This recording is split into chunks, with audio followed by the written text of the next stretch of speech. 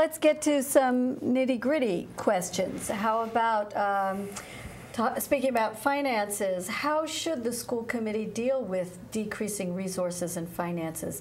And how do you feel about user fees for some activities? Can you give some specific answers about what you would look for with respect to finances? And I think it's your turn, Sue. Ways to save money? Yeah.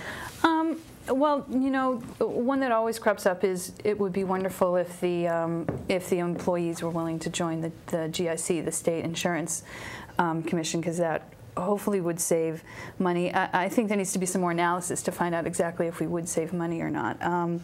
But putting that aside as a separate issue, because it's not necessarily under the school committee's control, I think that there are a couple of ways that come out of the CAG. There are several systems that I see as having grown kind of organically over time, and that really we need to take a step back and say, the way this is structured, the way this is managed and organized, does this make sense? Is it effective? Is it efficient in terms of resources? And I think that there are two areas that, in particular, that needs to be done, and one is the area of special education. Our number of special ed students has grown tremendously, and we have about 2,000 kids in the school system now who are served with special ed. And I think we need to make sure that they're getting all the services they should, and also take a step back and see if the structure that was done, as the numbers have skyrocketed in recent years, if the structure that's been built around them is really the most efficient management structure. And I would hope to see some savings out of that, not in the services, again, for the kids, but in just the way it's managed. The other area has come out of the CAG is the area of maintenance.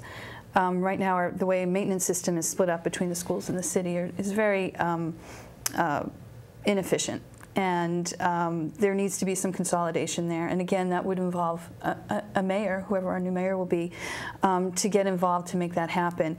I think it would increase accountability so that we would have things fixed in our school. And so not only would it save money, but we would actually have better maintenance in our schools. So you're thinking that there could be a maintenance team that goes from one facility to another when the need comes, with a few basic people perhaps in the school? Or well, the way it is now is the school department has 4 people basically doing maintenance, 3 carpenters, I believe, and a locksmith, and then everyone else is on the city side. And so the plumbers, the electricians, they're all city employees, municipal employees.